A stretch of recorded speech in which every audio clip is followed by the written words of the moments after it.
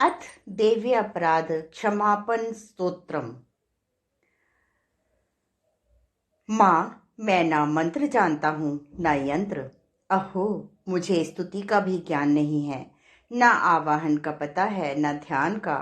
स्तोत्र और कथा की भी जानकारी नहीं है। ना तो तुम्हारी मुद्राएं जानता हूँ, ना मुझे व्याकुल होकर विलाप करना ही आता है। परंतु एक बात जानता हूँ, केवल तुम्हारा अनुसरण, तुम्हारे पीछे चलना, जो कि सब क्लेशों को, समस्त दुख विपत्तियों को हर लेने वाला है। सबका उद्धार करने वाली कल्याणमयी माता, मैं पूजा की विधि नहीं जानता। मेरे पास धन का भी अभाव है। मैं स्वभाव से भी आलसी हूँ तथा मुझसे ठीक ठाक पूजन का संपादन हो भी नहीं सकता। इन सब कारणों से तुम्हारे चरणों की सेवा में जो त्रुटि हो गई हो, उसे क्षमा करना, क्योंकि कुपुत्र का होना संभव है, किंतु कहीं भी कुमाता नहीं होती। माँ, इस पृथ्वी पर तुम्हारे सीधे साधे पुत्र तो बहुत से हैं, किंतु उन सब में मैं ही अत्यंत चपल तुम्हारा बालक हूँ। मेरे जैसा चंचल कोई विरला ही होगा। शिवे, मेरा जो यह त्याग हुआ है, यह तुम्हारे लिए कदापि उचित नहीं है, क्योंकि संसार में कुपुत्र का होना संभव है, किंतु कहीं भी माता कुमाता नहीं होती।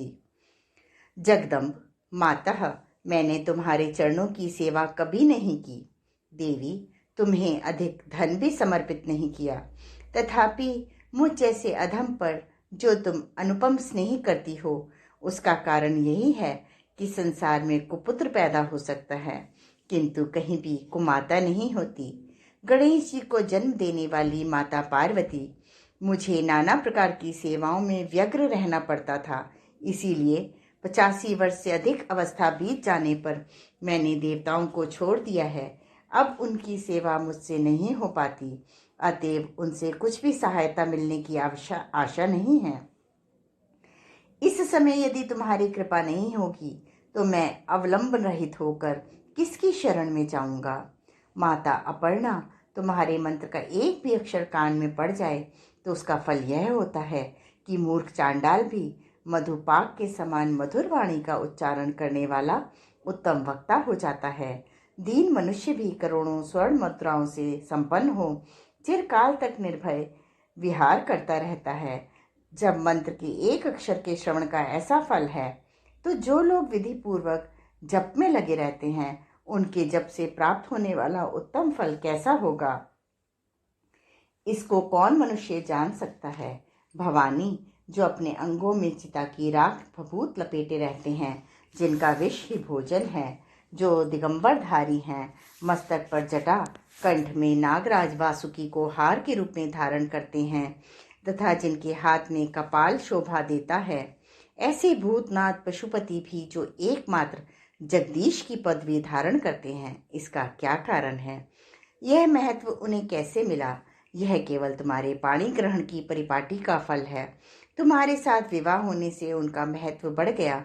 मुख में चंद्रमा की शोभा धारण करने वाली माँ, मुझे मोक्ष की इच्छा नहीं है, संसार के वैभव की भी अभिलाषा नहीं है, ना विज्ञान की अपेक्षा है, ना सुख की आकांक्षा।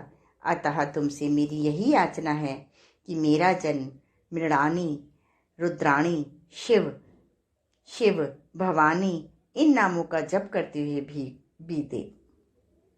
माँ श्यामा, नाना प्रकार की पूजन सामग्रियों से कभी विधि पूर्वक तुम्हारी आराधना मुझसे ना हो सकी। सदा कठोर भाव का चिंतन करने वाली मेरी वाणी ने कौन सा अपराध नहीं किया है, फिर भी तुम स्वयं ही प्रयत्न करके मुझ अनाथ पर जो किंचित कृपा दृष्टि रखती हो। माँ, यह तुम्हारे ही योग्य है। तुम्हारी जैसी दयमयी माता ही मेरे जैसे कुपुत्र को आश्रय दे सकती हैं।